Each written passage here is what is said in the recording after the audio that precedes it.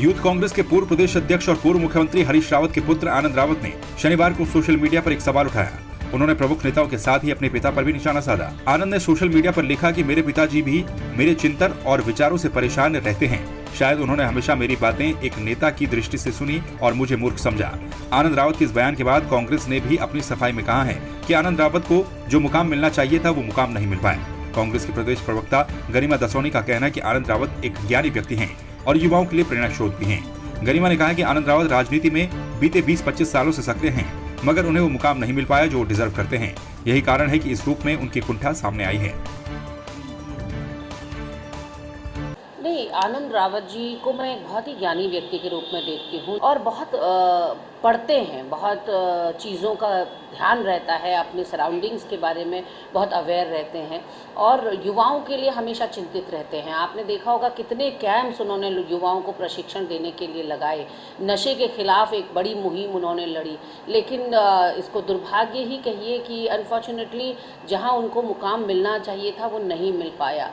राजनीति में लगातार 20-25 सालों से वो सक्रिय हैं, उसके बावजूद मुझे लगता है कि आनंद रावत जी इससे कहीं ज़्यादा डिजर्व करते थे। निश्चित रूप से युवा कांग्रेस के प्रदेश अध्यक्ष भी वो रहे हैं, लेकिन उसके बाद कहीं ना कहीं वो मुकाम नहीं मिल पाया उनको जो वो डिज़र्व करते थे।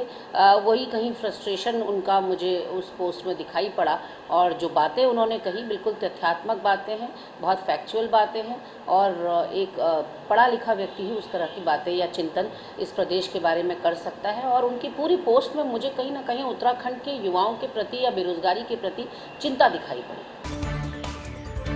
देवभूमि उत्तराखंड में चारधाम यात्रा शुरू हो चुकी है।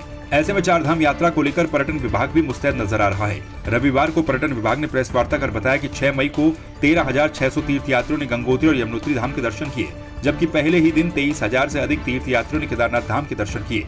विभाग ने बताया कि अब तक चारधाम यात्रा के लिए करीब 8 लाख से अधिक तीर्थयात्रियों ने अपना पंजीकरण करवाया है। पर्यटन सचिव दिलीप जावलकर ने बताया कि यात्रा के लिए श्रद्धालु टूरिस्ट केयर उत्तराखंड नामक 2 मोबाइल ऐप और एक पोर्टल के माध्यम से भी पंजीकरण करवा सकते हैं, जबकि ऑफलाइन पंजीकरण के लिए भी विभिन्न स्थानों पर व्यवस्था की गई है।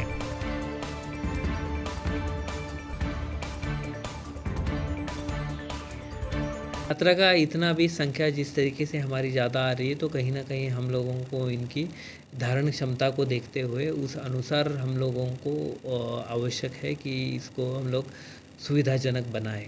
और इसीलिए टूरिज़्म विभाग ने इस बार टूरिस्ट केयर नाम का एक वेब पोर्टल बनाया है, iOS पर चलने वाला एक एप्लीकेशन बनाया है और हमारे एंड्रॉयड पर चलने वाला एक एप्लीकेशन बना दिया है।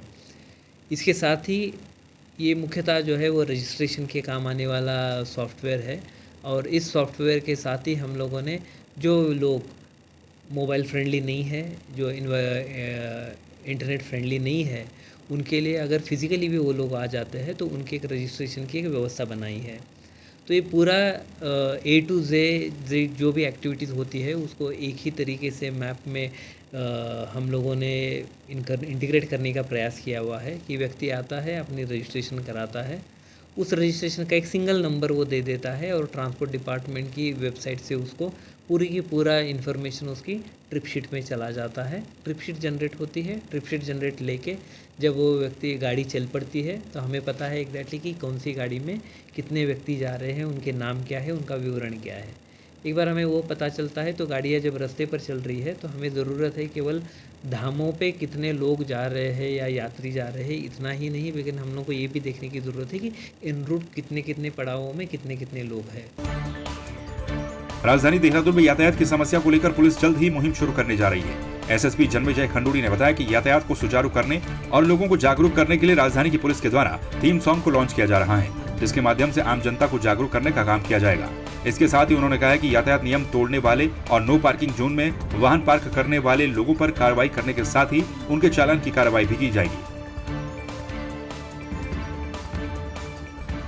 कई लोग हम पे शिकायतें करते थे कि ये हमने गाड़ी पार्क करी है और वो गाड़ी क्रेन द्वारा उठा दी गई है। तो बेसिकली इसके लिए एक अवेयरनेस सॉन्ग हमने तैयार किया है। उस अवेयरनेस सॉन्ग में हमने क्रेन किस तरीके से कार्रवाई करती है उसको डिपिक्ट किया हुआ है, कि अगर आप नो पार्किंग में गाड़ी खड़ी करते हैं तो उसको हम टो अवे कर लेंगे। टो अवे कर लेंगे तो एक तरीके से ये लोगों के लिए एक मैसेज भी है कि आप नो पार्किंग में गाड़ी ना खड़ा करें, और नो पार्किंग में अगर आप गाड़ी खड़ी करते हैं तो आपको पेनलाइज भी किया जाएगा और आपकी गाड़ी हम टो अवे करके ले जाएंगे, जिसमें कि आपको इनकन्वीनियंस फेस करनी पड़ सकती है। देहरादून प्रेस क्लब में आयोजित पत्रकार वार्ता में चिकित्सकों ने गठिया रोग की जानकारी दी। साथ ही प्रदेश में इस बीमारी के प्रति जागरूकता बढ़ाने के लिए भी कदम उठाने की बात कही। एम्स ऋषिकेश में कार्यरत डॉक्टर वेंकटेश ने बताया कि गठिया से कमर में दर्द और स्पॉन्डिलाइटिस की बीमारी तक हो सकती है। इस बीमारी के इलाज के लिए सबसे पहले रोग की पहचान करना होता है और समय पर उपचार करने से बीमारी ठीक भी हो जाती है। उन्होंने बताया कि बीमारी का उपचार संभव है और महंगा भी नहीं है। वहीं इस मौके पर डॉक्टर योगेश प्रीत सिंह, डॉक्टर कमल भट्ट भी मौजूद रहे। परिवार के कुछ बीमारियां होती हैं, स्पॉन्डिलोआर्थराइटिस बोलते हैं, जो एक तरह की गठिया है जो रीढ़ के हड्डी के जोड़ में ज़्यादा नुकसान करता है इसमें।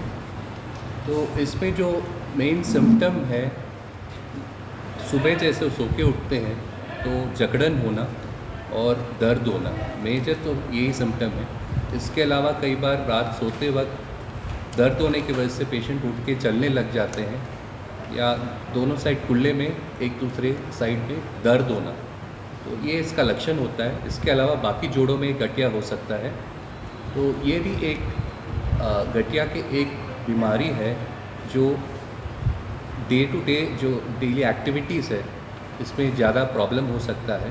तो ये भी एक बीमारी है जो जल्दी पकड़ना ज़रूरी है और इसका प्रोग्रेशन को हम बंद करना चाहेंगे। तो अगर आपको ऐसे कुछ बीमारी लगता है तो आप किसी रोमेटोलॉजिस्ट से ज़रूर डिस्कस करें और इसका उपचार करें। हमारा पर्पज़ यही रहेगा कि ये जो एक मल्टी सिस्टम बीमारी है जिसको सिस्टमिक लूपस एरिथेमेटोसस बोलते हैं, उसके बारे में अवेयरनेस बढ़े जनता में भी और दूसरे विधाओं के डॉक्टरों में भी, जिससे इसका समय पे इलाज हो सके और इनको किसी मेजर कॉम्प्लिकेशन या जो लाइफ थ्रेटनिंग बीमारी की स्टेज से पहुंचने से रोका जा सके। देहरादून में कांग्रेस महानगर अध्यक्ष लालचंद शर्मा के नेतृत्व में कांग्रेस ने डालनवाला में सिलेंडर के लगातार बढ़ते दामों को लेकर प्रदर्शन किया। लालचंद शर्मा ने कहा कि देश में प्रचंड बहुमत वाली बीजेपी सरकार ने जनता को चुनावी लाभ देने के लिए केवल भ्रमित करने का काम किया है। उन्होंने कहा कि मोदी सरकार के अभी तक के कार्यकाल की उपलब्धियों में पेट्रोल, डीजल, रसोई गैस सिलेंडर और खाद्य पदार्थों की कीमतों में बेतहाशा वृद्धि के अलावा और कुछ भी नहीं है।